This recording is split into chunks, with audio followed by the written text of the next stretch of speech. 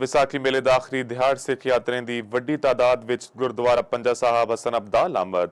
ਹਰ ਪਾਸੇ ਖੁਸ਼ੀ ਦਾ ਸਮਾਂ। ਸਾਡੀ ਐਂਕਰ ਪਰਸਨ ਤੇ ਚਾਰ ਚਫੇਰੇ ਦੀ ਮੇਜ਼ਬਾਨ ਸ਼ਮਾਇਲਾ ਨਿਆਜ਼ ਨੇ ਸਾਰਾ ਦਿਨ ਉੱਥੇ ਗੁਜ਼ਾਰਿਆ ਤੇ ਉੱਥੇ ਆਏ ਮਹਿਮਾਨਾਂ ਨਾਲ ਗੱਲਬਾਤ ਕੀਤੀ। ਆਓ ਤੁਹਾਨੂੰ ਵੀ ਸੁਣਾਉਂਦੇ ਹਾਂ।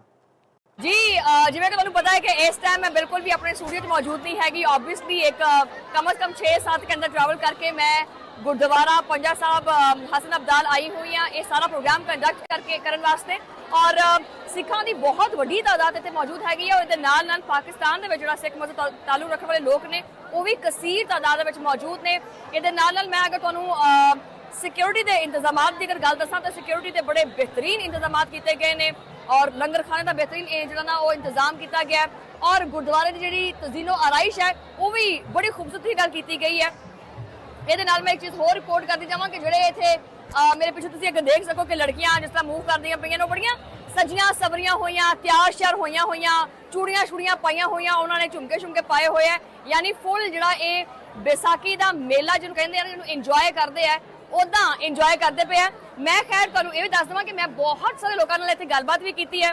लोगों ने बहुत ही पॉजिटिव जो ना वो रिमार्क्स दिते ने पाकिस्तान की मेहमान नवाजी नूं और मेज़बानी नूं। और इहदे नाल नाल इस तो पहले कि मैं हमेशा तरह मैं ही शुरू हो जावां एक यात्री मेरे नाल जिहड़े इंडिया तो आए ने उन्हां नाल गलबात करदे हुण जानदे हां कि उन्हां दे की तासुरात ने क्योंकि आपणो मूँह तारीफ कुछ होर हुंदी है कोई होर करे तो कोई गल होर बनदी है। सत श्री अकाल जी। सत श्री अकाल जी। की हाल चाल ने? हाँ जी बहुत ठीक है जी।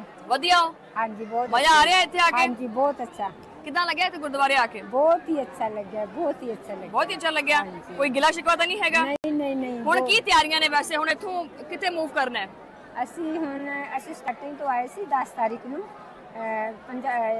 ਨਨਕਾਣਾ ਸਾਹਿਬ ਆਏ ਸੀ। अच्छा 2 ਰਾਤ ਅਸੀਂ ਉੱਥੇ ਰਹੇ। ਫਿਰ ਸਾਨੂੰ ਬੜੀ ਰਿਸਪੈਕਟ ਦੇ ਨਾਲ ਸਾਨੂੰ ਪੰਜਾ ਸਾਹਿਬ ਲੈ ਕੇ ਆਏ। ਰਸਤੇ ਦੇ ਵਿੱਚ ਇਹਨਾਂ ਸੋਚਾ ਸੋਦਾ ਵੀ ਦਰਸ਼ਨ ਕਰਾਏ।